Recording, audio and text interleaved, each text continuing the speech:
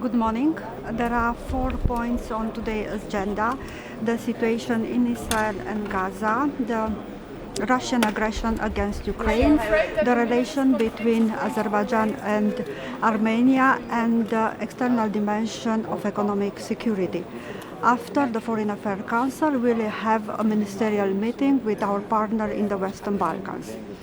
On the situation in Israel and Gaza, I will reiterate our support for the right of Israel to defend itself, fully in line with international humanitarian law, and the strong condemnation of Hamas terrorist actions. We join all efforts to release all hostages without preconditions, including the 6 hostages with Israeli-Romanian citizenship. We are deeply worried about the humanitarian situation and the high toll of civilian casualties. All civilians must be protected. Romania supports humanitarian pauses. Romania supports humanitarian corridors. The Romanian government has already decided to deliver humanitarian assistance for the civilian population in Gaza. I will also focus on the evacuation of Romanian citizens and their members of families from Gaza. So far, around 220 Romanian citizens with their members of families have been safely evacuated from Gaza. It is very important to join all efforts in order to keep Rafah crossing point open in order to allow a safe evacuation of all our citizens.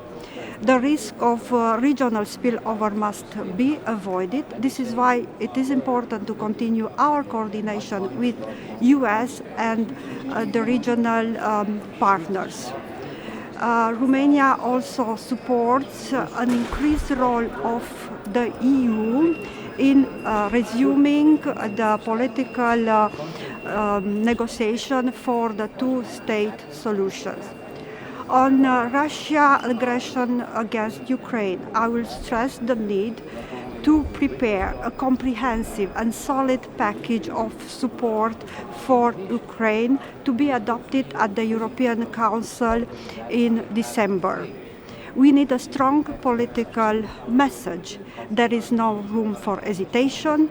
There is no room for fatigue in our steadfast support for Ukraine.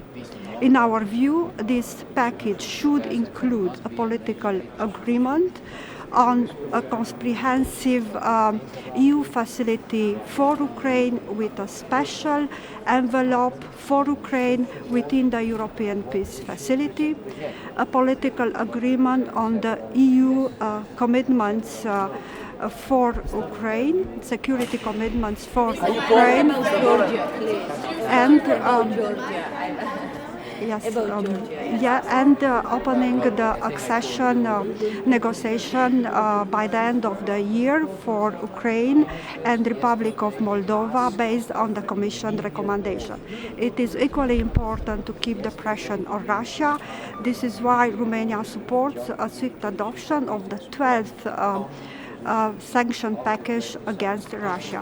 On the relation between Armenia and Azerbaijan, I will share with my colleagues several takeaways from the high-level meetings we had in Bucharest with the two sides.